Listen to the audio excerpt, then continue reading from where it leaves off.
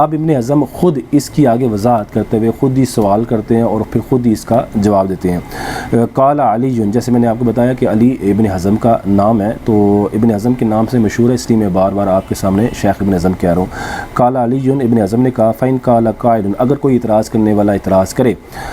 یا کوئی کہنے والا کہ فقط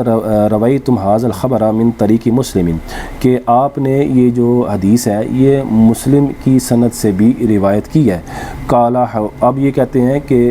کوئی اعتراض کرنے والا اگر یہ اعتراض کرے کہ آپ نے یہ جو حدیث پاک ہے یہ مسلم کی سند سے بھی روایت کی ہے۔ قال حدثنا زہیر بن حرب قال حدثنا الولید بن مسلم قال حدثني الاوزاعی قال حدثنا حسان بن عطیہ قال حدثنا محمد بن ابی عائشہ انه سمع ابا ہریرہ یقول قال رسول اللہ صلی اللہ علیہ وسلم اذا فرغ احدکم من التشہد الاخر فلیتعوذ باللہ من اربعین۔ اب ابن حزم نے یہ ایک پوری امام مسلم کے حوالے سے ایک پوری حدیث سند کے ساتھ ذکر کی اور خود ہی اعتراض کیا اور خود ہی اس کا جواب آگے دیتے ہیں کہ کہتے ہیں ابن حزم کہتے ہیں اگر کوئی اعتراض کرنے والا یہ کہے کہ تحقیق آپ نے اس حدیث پاک کو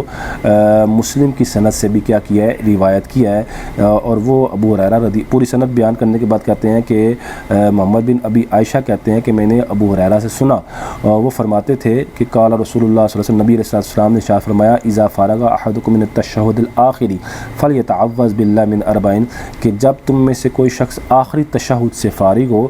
تو وہ 4 چیزوں سے اللہ کی پناہ میں آئے، یعنی وہ اللہ کی پناہ مانگے 4 چیزوں سے۔ تو یہ ابن حزم نے ایک روایت ذکر کی، اس روایت کے اندر حضرات ذکر ہے، اگر آپ غور کریں تو اس روایت کے اندر تشہد آخر کا ذکر ہے کہ آخری تشہد کے اندر رسول اللہ حضرت ابو ہریرہ فرماتے ہیں کہ رسول اللہ صلی اللہ علیہ وسلم نے آخری تشہد میں ان 4 چیزوں سے پناہ مانگنے کا ذکر کیا ہے، اور تو اس سے اس حدیث پاک سے ہی پتہ چلتا ہے کہ جو یہ دعا ہے اس کا تعلق آخری تشہد کے ساتھ ہے۔ اب ابن حزم خود ہی اعتراض کر رہے ہیں، کہتے ہیں اگر کوئی شخص یہ کہے کہ یہ حدیث پاک مسلم شریف کے حوالے سے بھی آئی ہے جس میں یہ الفاظ ہیں، وہاں تشہد آخر کے الفاظ ہیں، آگے وہ کہتے ہیں ثم ذکرھا نصا کما اوردناھا، پھر وہ اس نص کو یعنی اس حدیث پاک کو ذکر کرے جیسے کہ ہم نے اس کو ذکر کیا۔ قال فھذا خبر واحد، تو ابن حزم کہتے ہیں کہ وہ اعتراض کرنے والا یہ کہے کہ ھذا خبر واحد، یعنی جس حدیث پاک کے اندر اگر آپ دیکھیں یہاں 2 الفاظ تھے، پہلا لفظ کیا تھا، اذا تشہد احدکم فلیستعذ باللہ۔ پہلی روایت جو ابن حزم نے ذکر کی، جو اپنے موقف پر ابن حزم نے ذکر کی، وہ یہ تھی کہ ابن حزم نے کہا کہ پہلی روایت کے اندر یہ آیا کہ جب تم میں سے کوئی شخص تشہد سے فارغ ہو تو وہ اللہ تعالیٰ سے 4 چیزوں کی پناہ مانگے، اللہ تعالیٰ سے 4 چیزوں کی پناہ میں آئے۔ تو اب دیکھیں ذراتی ذکر، یہاں ابن حزم یہ کہنا چاہتے ہیں کہ اس تشہد کے اندر آخر کا نہ اول کا ذکر ہے نہ آخر کا ذکر ہے، جبکہ جو دوسری روایت ہے اس میں اذا فرغ احدکم من التشہد الاخری، اس کے اندر آخری تشہد کا ذکر ہے۔ اب ابن حزم کہتے ہیں کہ کوئی اعتراض کرنے والا یہ کہ فھذا خبر واحد، کہ یہ ابو ہریرہ کی جو روایت ہے جس روایت کے اندر صرف تشہد کا ذکر ہے اور جس روایت کے اندر تشہد آخر کا ذکر ہے، اگر کوئی کہنے والا یہ کہ فھذا خبر واحد، یہ دونوں خبریں کیا ہیں، ایک ہے، یہ دونوں حدیثیں کیا ہیں، ایک ہے۔ وزیادۃ الولید بن مسلم زیادۃ عدل فہی مقبولۃ فانما یجب ذلک فی التشہد الآخری فقط۔ ابن حزم کہتے ہیں اگر کوئی یہ کہے کہ یہ دونوں حدیث پاک ایک ہیں، ولید بن مسلم جو اس حدیث کے راوی ہیں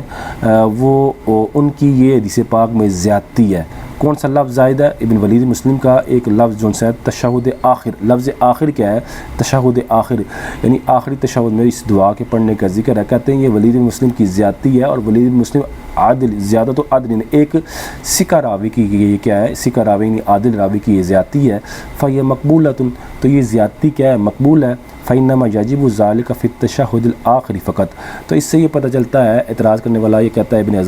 حزم یہ کہتے ہیں کہ اعتراض کرنے والا یہ کہتا ہے کہ جب یہ ولید بن مسلم یہ ایک ہی حدیث پاک ہے، یہ دونوں حدیثیں ایک ہی ہیں، اور ولید بن مسلم جو اس حدیث پاک کے اندر ابو ہریرہ کی حدیث پاک کے اندر تشہد آخر کے الفاظ کی زیادتی کر رہے ہیں، ابن حزم کہتے ہیں یہ ایک اعتراض کرنے والا کہتا ہے کہ یہ ایک سکہ راوی ہے، عادل راوی ہے، اور سکہ راوی کی جو حدیث پاک کے اندر زیادتی ہوتی ہے وہ مقبول ہوتی ہے، لہٰذا اس دعا کا تعلق یہ دعا آخری تشہد کے اندر فقط پڑھنا کیا ہے واجب ہے۔ یہ ابن حزم نے کیا کیا، ایک اعتراض کیا، کہتے ہیں میں آپ کو آسان لفظوں میں اس کا خلاصہ بیان کرتا ہوں، عبارت پڑھنا آپ کے سامنے مقصود تھا۔ ابن حزم کہتے ہیں، ابن حزم نے جو اپنا یہ موقف بیان کیا کہ پہلے تشہد کے اندر اور آخری تشہد دونوں میں دعا مانگی جا سکتی ہے۔ ابن حزم نے اپنے موقف پر جو دلیل دی وہ ابو ہریرہ رضی اللہ تعالیٰ عنہ کی وہ حدیث پاک ذکر کی جس کے اندر تشہد آخر کے الفاظ نہیں تھے، صرف تشہد کے الفاظ سے، اذا تشہد احدکم، جب تم میں سے کوئی ایک تشہد سے فارغ ہو، فلیستعذ باللہ من اربعین، تو وہ اللہ سے 4 چیزوں کی پناہ مانگے۔ تو ابن حزم کہتے ہیں کہ دیکھیں یہاں تشہد آخر کے الفاظ نہیں ہیں، لہٰذا تشہد کا اطلاق پہلے تشہد پر بھی ہوتا ہے، دوسرے تشہد بھی، تو لہٰذا دونوں تشہد میں دعا مانگنا کیا ہے، یہ فرض ہے۔ اب ابن حزم کہتے ہیں اگر کوئی شخص یہ اعتراض کرتا ہے کہ ابو ہریرہ رضی اللہ تعالیٰ عنہ کی جو روایت آپ نے پیش کی ہے، اس میں ایک اور روایت بھی ہے اور اس کے اندر تشہد آخر کے الفاظ موجود ہیں، یعنی وہ الفاظ ہی ہیں، وہی اذا فرغ احدکم من التشہد الآخر فلیتعوذ باللہ من اربعین، کہ جب تم میں سے کوئی ایک تشہد آخر سے فارغ ہو۔ تو اس سے پتہ یہ چلتا ہے، اعتراض کرنے والا اگر یہ اعتراض کرتا ہے کہ اس سے پتہ چلتا ہے یہ دونوں جو حدیثیں ہیں ابو ہریرہ کی بیان کرنے والے ابو ہریرہ ہیں، یہ دونوں ایک ہی حدیثیں ہیں، لہٰذا ایک حدیث پاک کے اندر آخر کے الفاظ نہیں ہے، تشہد آخر کے الفاظ نہیں ہے، دوسری حدیث پاک کے تشہد آخر کے الفاظ ہیں، اور اس کو دوسرے حدیث پاک جس میں تشہد آخر کے الفاظ ہیں اس کو بیان کرنے والے ولید مسلم ہے،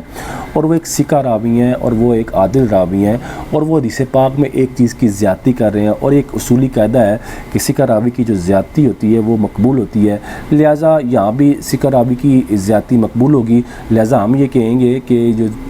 جو دعا ہے اس کا تعلق تشہد آخر کے ساتھ ہے۔ تو ابن حزم کہتا ہے اگر کوئی مجھے پہ اعتراض کرتا ہے قلنا، تو ہم اس کو یہ کہیں گے